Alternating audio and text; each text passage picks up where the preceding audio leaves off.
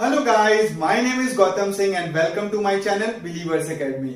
सो friends, आज हम बहुत ही ज्यादा इंपॉर्टेंट और बहुत ही इंटरेस्टिंग वेक्टर में टॉपिक पढ़ने वाले हैं, क्रॉस और vector product of two vectors. तो चलिए देखते हैं। मान लीजिए हमारे पास दो वेक्टर है जिसको ग्राफिकली अपन ऐसे रिप्रेजेंट कर रहे हैं। ये ए वेक्टर है और ये जो है ये बी वेक्टर, और थीटा इनके बीच का एंगल है। तो ए क्रॉस बी का मतलब है, जैसे पिछले क्लास में हमने डॉट प्रोडक्ट पढ़ा था, इस क्लास में हम क्रॉस प्रोडक्ट पढ़ने वाले हैं। तो क्रॉस प्रोडक्ट क्यों बोलते हैं? सिंबल के कारण। ये देखिए बीच में क्रॉस लगा हुआ, और इसका मतलब होता है ए का मैग्नीट्यूड, इसकी जो वैल्यू आती है वो आती है ए की मैग्नीट्यूड इंटू बी का magnitude into sine theta into n cap. तो देखिए ये जो क्वांटिटी है ये वेक्टर क्वांटिटी है, इसीलिए अपन इसको वेक्टर प्रोडक्ट भी बोलते हैं, मतलब क्रॉस प्रोडक्ट और वेक्टर प्रोडक्ट। अब देखिए ये एक वेक्टर है, ये एक वेक्टर है, और ये भी एक वेक्टर क्वांटिटी है। तो वेक्टर क्वांटिटी के पास दो चीजें होती है, एक मैग्नीट्यूड और दूसरा डायरेक्शन। तो देखिए ये जो पार्ट है ये क्या हो गया? मैग्नीट्यूड हो गया, और ये एन कैप क्या रिप्रेजेंट कर रहा है? डायरेक्शन रिप्रेजेंट कर रहा है। एन कैप एक यूनिट वेक्टर है जो इस वाली क्वांटिटी को डायरेक्शन दे रहे, समझ रहे? तो मैग्नीट्यूड तो बहुत इजी है। मान लीजिए इसका मैग्नीट्यूड 6 है, इसका 3 है, और इनके बीच में एंगल 60 डिग्री। तो ये पार्ट क्या हो जाएगा? 6 इंटू 3 इंटू साइन 60 की वैल्यू √3/2, तो ये हो जाएगा 9√3। अब बात आती है डायरेक्शन कैसे निकालेंगे। तो चलिए देखते हैं कि ये जो डायरेक्शन है कैसे फाइंड करें। ओके, तो इसको थोड़ा और ऊपर लिख देते हैं, नोट्स बनाते चलिए, बहुत इंपॉर्टेंट है। तो ए क्रॉस बी का मतलब है ए का मैग्नीट्यूड इंटू बी का magnitude into sine theta into n cap. अब डायरेक्शन अपन निकालेंगे। तो देखिए रूल इसका अपन यूज करेंगे राइट हैंड थंब रूल। तो इसमें 5 सिंपल स्टेप्स है पड़ेंगे। तो रूल नंबर 1 है मेक टेल टेल कॉम्बिनेशन। आपको दोनों वेक्टर के बीच में कैसा कॉम्बिनेशन बनाना? टेल टेल, जो कि इस वेक्टर में बना हुआ है। रूल नंबर 2 है stretch palm of your right hand. Right hand का पाम को आपको स्ट्रेच करना है। Stretch palm of your right hand such that middle finger points toward first vector. तो इस केस में जैसे अपने को डायरेक्शन निकालना है ए क्रॉस बी का, तो फर्स्ट वेक्टर क्या हो गया? ए वेक्टर, है ना? तो आपको राइट हैंड के पाम को ऐसे स्ट्रेच करना है और मिडिल फिंगर को किधर पॉइंट करना है? ए वेक्टर की तरफ। दिख रहा है? सही है। फर्स्ट वेक्टर का मतलब है जो भी यहां पहला वेक्टर उसको अपन फर्स्ट वेक्टर बोलते हैं। समझ में आ रहा है? स्टेप नंबर 3 है कि face your palm toward second vector. तो सेकेंड रूल आपको नहीं तोड़ना है। ये नहीं कि आप इस तरफ पहले वेक्टर की तरफ मिडिल फिंगर किए हैं, और थर्ड स्टेप ये बोल रहा है कि face your palm toward second vector, तो आप ऐसे फेस नहीं करेंगे। ये फिक्स हो गया हाथ। अब ये आपका हाथ ऐसे ही घूम सकता है। समझ में आ रहा है? तो अगर पाम को अगर फेस करना है तो बस इतना ही घूम सकता है। सही बात। तो रूल नंबर 3 समझ में आ रहा है। रूल नंबर 1 क्या बोलता है? टेल टेल कॉम्बिनेशन बनाइए। रूल नंबर 2 बोलता है कि राइट हैंड के पाम को स्ट्रेच कीजिए such that middle finger points toward first vector. Third step बोलता है कि face your palm toward second vector, है ना? सही बात। स्टेप नंबर 4 है curl your finger in the direction of angle between the two vector. समझ में आ रहा है? तो ये देखिए इनके बीच में एंगल ये है, तो इसी के डायरेक्शन में ऐसे उंगली कर्ल करना है। समझ में आ रहा है? उंगली कर्ल करना, ये देखिए ऐसे। और उसके बाद 5th स्टेप बोलता है कि the direction of thumb will give the direction of N cap और direction of A cross B vector. समझ में आ रहा है? 5वें स्टेप बहुत इजी है। टेल टेल कॉम्बिनेशन बनाइए, फर्स्ट वेक्टर की तरफ मिडिल फिंगर कीजिए और हाथ ऐसे ऐसे घूम सकता है। थर्ड बोलता है कि face your palm toward second vector. Fourth है curl your finger toward the angle, and fifth है जो थंब है वो आपको क्या दे देगा? Direction of A cross B. समझ में आ रहा है? तो कुछ एग्जांपल करते हैं। और इस केस में ए क्रॉस बी का डायरेक्शन किधर होगा? देखिए ये और ये। तो देखिए ये डायरेक्शन को अपन दिखाने के लिए एक सिंबल यूज करते हैं क्रॉस एंड डॉट। तो आप एक एरो इमेजिन कीजिए। प्लेन का ये डायरेक्शन अपन ऐसे सिंबॉलिकली मतलब कैसे दिखाए, तो उसके लिए अपन ये दो सिंबल यूज करते हैं।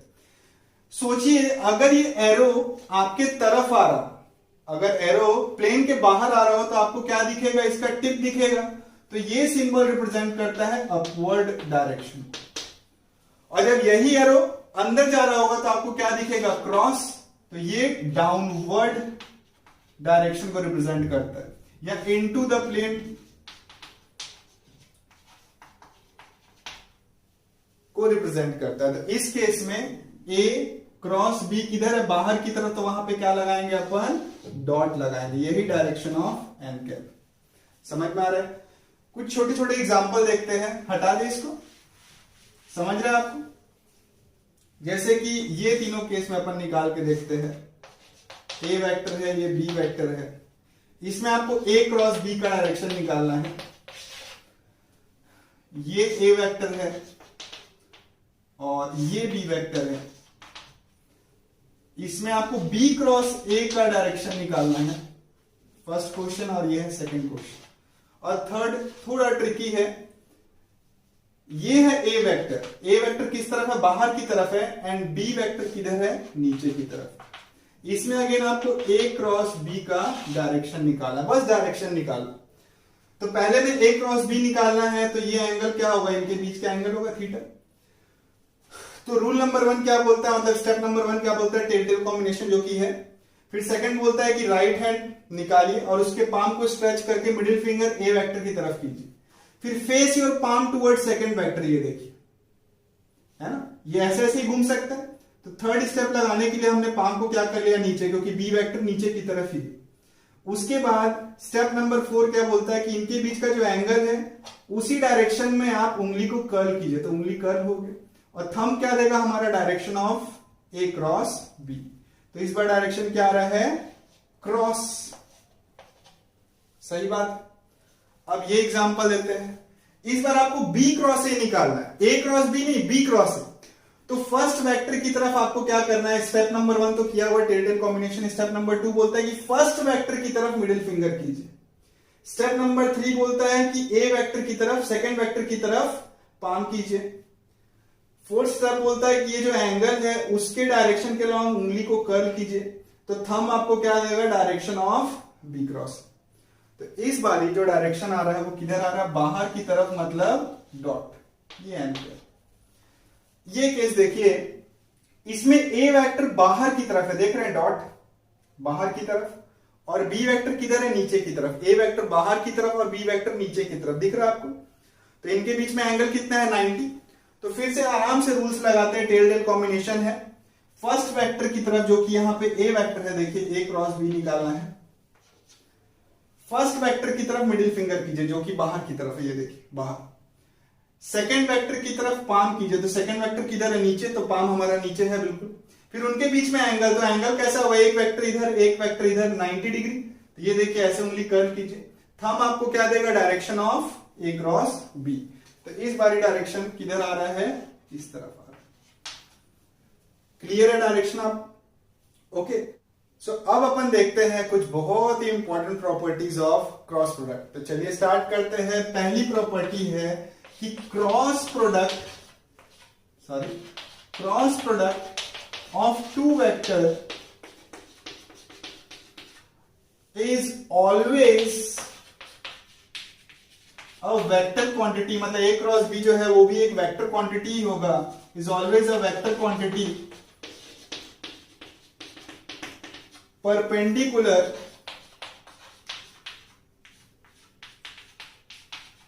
To the two vectors. जैसे इस केस में जो ए क्रॉस बी आ रहा था वो किस तरफ आ रहा था, बाहर की तरफ आ रहा था। तो ये जो बाहर वाला वेक्टर है वो ए वेक्टर के साथ भी 90 डिग्री पे और बी वेक्टर के साथ भी 90 डिग्री। तो ए क्रॉस बी क्या होता है, हमेशा एक वेक्टर क्वांटिटी होता है, और बहुत इंपॉर्टेंट कि जिनका क्रॉस हो रहा है उनके क्या होगा, वो परपेंडिकुलर होगा। सही बात है। नेक्स्ट देखते हैं property number 2। It does not follow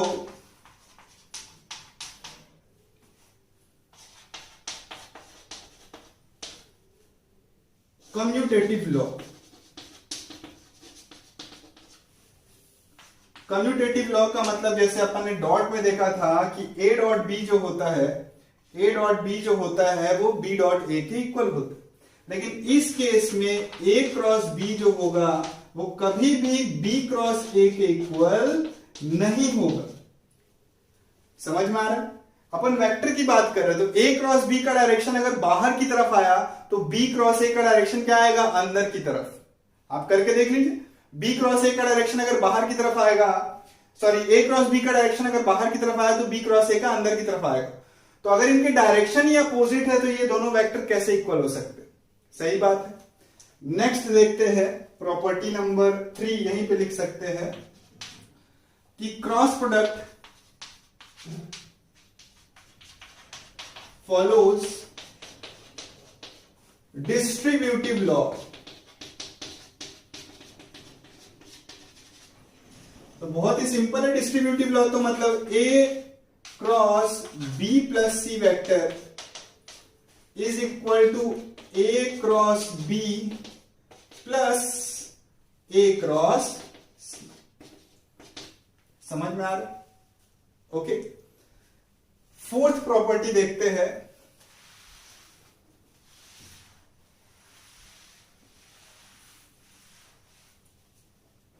property number 4 है कि if A vector is parallel to B vector और A vector is anti parallel to B vector then A cross B is equal to 0। तो ऐसा क्यों है? बहुत easy है। ए cross B का मतलब क्या होता है? ए का मैग्नीट्यूड इंटू बी का magnitude into sine theta into n cap. Okay. अब अगर पैरेलल हुए तो थीटा की वैल्यू क्या हो जाएगी? 0, है ना। अगर दो वेक्टर पैरेलल है तो उनके बीच में एंगल क्या हो जाएगा? 0। और अगर एंटी पैरेलल है तो उनके बीच का एंगल कितना हो जाएगा? 180। तो इन दोनों ही केस में साइन 0 की भी वैल्यू 0 होती है और साइन 180 भी क्या होता है? 0 होता है। तो इस दोनों ही केस में इसकी वैल्यू क्या हो जाएगी? 0 और ए क्रॉस बी क्या हो जाएगा? 0। तो एक बहुत ही इंपॉर्टेंट ये एप्लीकेशन भी आप समझ सकते हैं इसका, कि कभी भी ऐसे फाइंड वाइंड करने का दिया हो, मतलब ऐसे अननोन क्वांटिटी दिया हो कि find the value of c if this two vectors are parallel, तो उस केस में क्या होगा? ए क्रॉस बी क्या आना चाहिए? 0 आना चाहिए। समझ रहे? नेक्स्ट प्रॉपर्टी देखते हैं, आखिरी प्रॉपर्टी, कि if A vector is perpendicular to B vector, तो उस केस में थीटा की वैल्यू क्या हो जाएगी? 90। और उस केस में ए क्रॉस बी क्या होगा? मैक्सिमम होगा। कितना? साइन 90 की वैल्यू क्या हो जाएगी? 1। तो ए का मैग्नीट्यूड इंटू बी का मैग्नीट्यूड इंटू एन। और हमेशा याद रखना है कि ए क्रॉस बी एक वेक्टर क्वांटिटी है, तो हमेशा उसके डायरेक्शन उसके साथ लिखना बहुत जरूरी है। वही डॉट प्रोडक्ट क्या था? Scalar quantity. बहुत ही सिंपल था। ओके, आगे बढ़ते हैं। तो अब देखते हैं हम लोग क्रॉस प्रोडक्ट ऑफ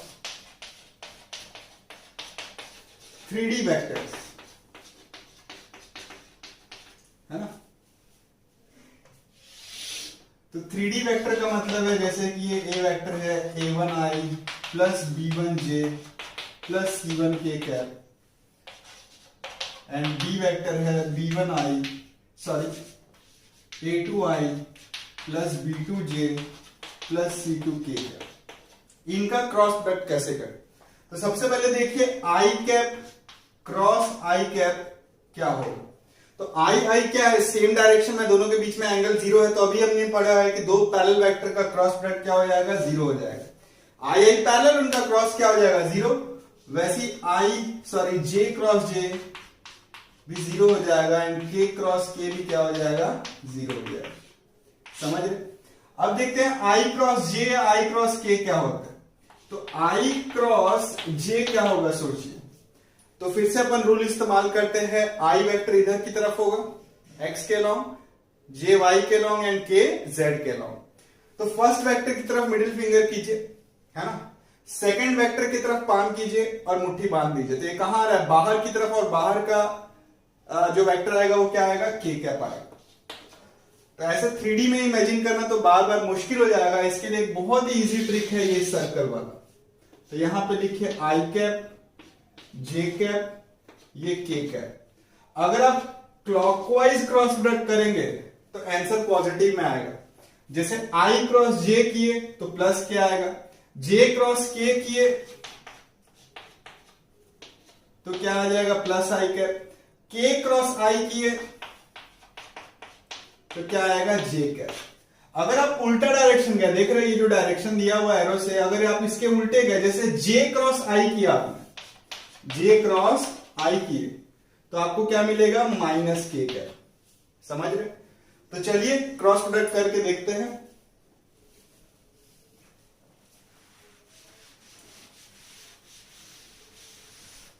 थोड़ा ऊपर लिख देते हैं, जगह नहीं हो पाएगा। तो ये था a1i plus b1j plus c1k cap, और ये था आपका a2i plus b2j plus c2k cap, i cap, j cap और ये k कैप। तो क्रॉस प्रोडक्ट करते हैं, a क्रॉस b हो जाएगा a1i plus b1j plus c1k cap cross a2i plus b2j plus c2k। अब ध्यान से देखिए, जब इसका ब्रैकेट खोलेंगे तो a1 का क्रॉस प्रोडक्ट कितना होगा, a1i कैप का क्रॉस प्रोडक्ट होगा ये तीनों के साथ, प्लस b1j का क्रॉस प्रोडक्ट होगा ये तीनों के साथ, प्लस c1k का क्रॉस प्रोडक्ट होगा तीनों के साथ। तो पहला ब्रैकेट खोलते हैं तो ये होगा i 0 हो जाएगा, प्लस i और j, तो i इंटू j क्या हो जाएगा k, तो ये आ जाएगा a1 b2 k कैप, और a1 c2 i cross k, तो i क्रॉस k देखिए क्या आ जाएगा माइनस j, तो minus a1 c2 sorry i cross k आ जाएगा माइनस j। ठीक, पहला ब्रैकेट से ये मिल गया। दूसरे से j cross i, j cross i, तो j क्रॉस i देखिए उल्टा जाएंगे तो माइनस k कैप, और ये आएगा b1 a2 k कैप। वैसे j क्रॉस j क्या हो जाएगा 0, और b1 c2 j cross k, तो j क्रॉस k आ जाएगा i कैप, प्लस आखिरी ब्रैकेट देखिए c1 a2 and k cross i, k cross i आ जाएगा j, तो plus c1 a2 and k cross i आ रहा है j कैप। वैसे c1 b2 k cross j cap, तो k cross j cap minus i, तो यहां आ जाएगा minus i, और k क्रॉस k क्या आ जाएगा 0। तो अगर सबको अलग अलग लिखे तो i कैप के साथ देखिए क्या आएगा, i कैप के साथ आएगा ये एंड ये आ रहा है b1 c2 minus c1 b2। j cap के साथ क्या आ रहा है, ये है j कैप, और j कैप कहां है यहां, तो प्लस j कैप, और उसके साथ आ रहा है c1 a2 minus a1 c2, और बचा है k कैप के साथ, तो k कैप आ गया a1 b2 minus b1 a2। समझ गए? तो देखिए ये पूरा फॉर्मूला आपको याद रखना पड़ेगा, a1 b1 c1 a2 b2 c2 की यहां वैल्यू डाल दीजिए, इनका क्रॉस प्रोडक्ट आपको मिल जाएगा। तो देखिए इनका क्रॉस भी क्या है, वेक्टर क्वांटिटी है, तभी तो i j k के टर्म में आ रहा है। सही बात है। तो इससे भी एक बहुत इजी मेथड है डिटरमिनेंट मेथड, वो देखते हैं। तो अब हम देखते हैं determinant method of finding cross product of two 3D vectors. तो ये ज्यादा इजी मेथड है, और डिटरमिनेंट आपकी क्लास 12th में है, लेकिन ये छोटा सा एप्लीकेशन इसमें भी। तो देखते हैं। तो देखिए a क्रॉस b निकालना है, यहां फर्स्ट वेक्टर a है और सेकंड वेक्टर b है। तो ऐसे आपको रोज एंड कॉलम्स बनाने हैं। तो सबसे ऊपर वाले रो में आएगा i cap, j cap, k cap. उसके नीचे वाले रो में आएंगे a वेक्टर के सारे एलिमेंट। ये आ गया a1 b1 एंड c1।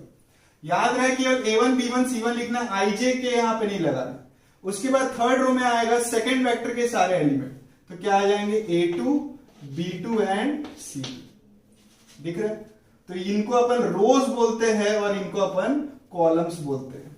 अब इसको ओपन करते हैं तो देखिए आई कैप के साथ क्या आएगा, है ना? 3 टर्म से आएंगे, आई कैप, जे कैप और के कैप वाले। तो आई कैप के साथ क्या आएगा देखिए, तो आई के रो को और आई के कॉलम को आपको क्या कर देना, ढक देना। ये देखिए, तो ये 4 एलिमेंट बचे। फिर आपको क्या करना है, क्रॉस प्रोडक्ट करना है। 10th में आप लोग क्रॉस मल्टीप्लीकेशन मेथड पढ़े थे। तो आपको क्या करना है, B1C2 माइनस C1B2। तो हमेशा आपको इधर से इधर माइनस इधर से इधर करना है। तो ये हो जाएगा B1C2 माइनस C1B2। ओके, उसके बाद J के साथ हमेशा माइनस लगाना। ये आपको याद रखना है कि J कैप के साथ डिटरमिनेंट मेथड में क्या लगाना है, आपके सामने माइनस लगाना है।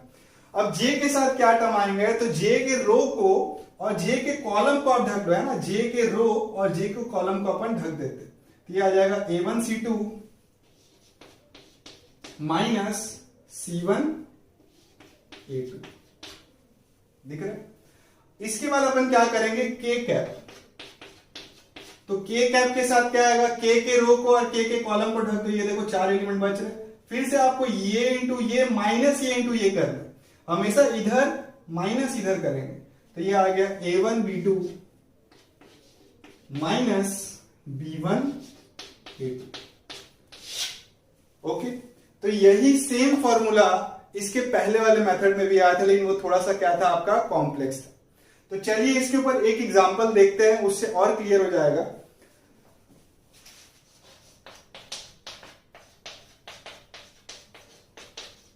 है ना? 2 3D वेक्टर है, मान लीजिए कि ये है और दूसरा -2i plus j plus 4k cap ले लेते हैं। अब आपको मान लीजिए A क्रॉस B निकालना है। तो आप क्या करेंगे, इसको ऐसे डिटरमिनेंट में अरेंज करेंगे, i cap, j cap, k cap, और उसके बाद यहां पे क्या है, 1 2 एंड -3, 1 2 एंड -3। उसके बाद यहां आ जाएगा -2 1 और ये आ जाएगा 4। अब आई कैप के साथ क्या आने वाला है, तो आई कैप का रो और आई कैप का कॉलम ढक दीजिए। तो 2 इंटू 4 माइनस ये दोनों का मल्टीप्लीकेशन, तो 1 इंटू -3। दिख रहा है? अब जे कैप के सामने माइनस लगाइए। जे के आगे क्या आएगा, तो जे का रो और जे का कॉलम ढक दीजिए। तो 1 इंटू 4 माइनस -3 इंटू -2 प्लस के कैप के साथ क्या आएगा, ध्यान से देखिए। तो के रो और के को कॉलम ढक दीजिए। तो 1 इंटू 1 माइनस 2 इंटू -2, 2 इंटू -2। तो वैल्यू फाइंड कीजिए, देखिए कितना आ रहा है। ये आ जाएगा आई कैप 8 माइनस +3 माइनस जे कैप 4 इंटू 1 4 माइनस तो ये हो गया -6, 3 बार माइनस आ गया देखिए। और ये आ गया प्लस के इंटू 1 माइनस +4। तो वैल्यू आ गई 11 आई कैप माइनस और +2 जे कैप, है ना? या -2 प्लस, और ये आ गया +5 के। दिख रहे हैं? बहुत इजी। इसके आगे चलिए कुछ अपन एप्लीकेशंस देखते हैं क्रॉस प्रोडक्ट। इजी ए क्रॉस बी निकालना है ना? चलिए आगे बढ़ते हैं। ओके, तो अब अपन लास्ट टॉपिक की तरफ बढ़ते हैं, जो कि है एप्लीकेशन ऑफ क्रॉस प्रोडक्ट। तो आप फिजिक्स में लर्न करते हैं, बहुत सारे एप्लीकेशन है, उसमें से कुछ एप्लीकेशन अपन आज देखने वाले हैं। तो चलिए स्टार्ट करते हैं एप्लीकेशन ऑफ क्रॉस प्रोडक्ट। तो पहला एप्लीकेशन है for finding area of a parallelogram represented by 2 vectors। तो जैसे फॉर एग्जांपल ये एक पैरेललोग्राम है और इसके दोनों साइड को एक वेक्टर रिप्रेजेंट कर रहा है, आई कैप जे कैप के कैप फॉर्म में हो सकते हैं। तो अगर ये बी वेक्टर है तो ये भी बी वेक्टर और ये भी ए वेक्टर हो जाएगा। ध्यान से देखिए ये एंगल थीटा है।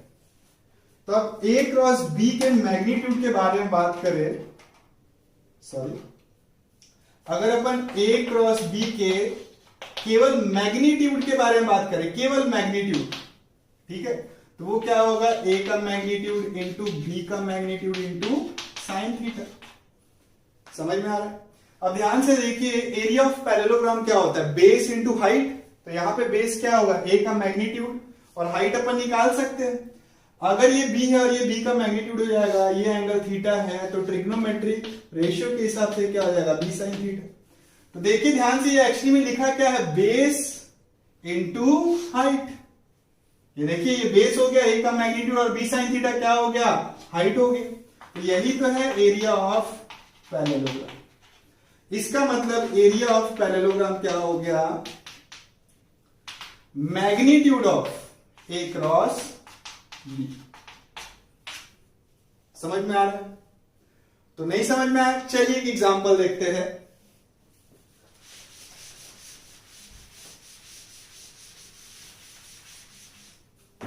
If two sides of a parallelogram is represented by a vector दिया है I plus 2j plus 3k and b vector दिया है I minus j plus k। अगर दो पैरेललोग्राम के साइड ये दोनों वेक्टर रिप्रेजेंट कर रहे हैं तो इस पैरेललोग्राम का एरिया क्या होगा। तो उसके लिए सबसे पहले अपन निकालेंगे ए क्रॉस बी। ए क्रॉस बी निकालिए तो वो क्या हो जाएगा, आई जे के, और फर्स्ट वेक्टर के टर्म्स लिखिए 1 2 3, सेकेंड वेक्टर के टर्म लिखिए 1 -1 1। उसके बाद आई कैप के साथ क्या आएगा देखिए, तो आई कैप के साथ आएगा 2 into 1 2 minus 3 into -1 into minus क्या हो जाएगा, +3। आप समझ रहे हैं ना, अपन थोड़ा शॉर्ट में जा रहे हैं। 2 इंटू 1 माइनस 3 इंटू -1, तो जब ब्रैकेट खुलेगा तो +3 हो जाएगा, माइनस जे कैप, जे के आगे माइनस 1 इंटू 1 -3 एंड के कैप के साथ आएगा, ये देखिए के कैप का रो और के कैप का कॉलम छोड़ दीजिए, ये आ जाएगा -1 माइनस, क्लियर है, तो ये आ गया 5 आई कैप, ये आ गया -2 प्लस 2 जे कैप, और ये आ गया -1 -2 -3 के कैप। तो ये ए क्रॉस बी आ गया। अपने को एरिया ऑफ पैरेललोग्राम कैसे निकलेगा, ए क्रॉस बी का मैग्नीट्यूड निकाल के। समझ में आ रहा है? तो ए क्रॉस बी का मैग्नीट्यूड निकालना बहुत इजी है, हटा दें इसको, तो यहां पे बनाते हैं, चलिए। तो ए क्रॉस बी की जो वैल्यू आई वो आई 5i प्लस 2j -3k। तो एरिया ऑफ पैरेललोग्राम हो जाएगा magnitude of A cross B. और 3D वेक्टर का आपको मैग्नीट्यूड निकालने तो आता ही है, सॉरी इसको भी हटा देते हैं। तो 3D वेक्टर का एरिया ऑफ 3D वेक्टर का मैग्नीट्यूड क्या हो जाएगा, √a² plus b² plus c²। ये हो जाएगा 5² प्लस 2² प्लस -3 का स्क्वायर। तो ये हो गया 25 प्लस 4 प्लस 9। समझ रहे? 3 का स्क्वायर, 2 का स्क्वायर एंड 5 का स्क्वायर। तो ये कितना हो जाएगा, √38 यूनिट स्क्वायर। बहुत ही इजी। नेक्स्ट एप्लीकेशन देखते हैं। तो नेक्स्ट एप्लीकेशन है area of triangle whose two sides is represented by vectors A and B. तो मान लीजिए एक ट्रायंगल है जिसके दो side A vector and B vector दिखा रहे हैं, तीसरा कोई भी ऐसा साइड हो सकता है इसमें। तो आपको पता है एरिया ऑफ पैरेललोग्राम क्या होता है, बेस इंटू हाइट, और एरिया ऑफ ट्रायंगल क्या होता है, हाफ बेस इंटू हाइट। समझ रहे? तो अगर ये बी है तो ये थीटा एंगल है, तो ये क्या हो जाएगा, बी के मैग्नीट्यूड का साइन थीटा, और ये हो गया ए। तो एरिया ऑफ ट्रायंगल क्या आ जाएगा, area of triangle P Q R ले लीजिए, area of triangle P Q R आ जाएगा हाफ बेस कितना हो गया ए और हाइट कितना हो गया बी साइन थीटा। ये क्या है भाई साहब, ये है ए क्रॉस बी का मैग्नीट्यूड। समझ में आ रहा है? बहुत ही इजी। नेक्स्ट एप्लीकेशन की तरफ बढ़ते हैं। ठीक है, क्लियर?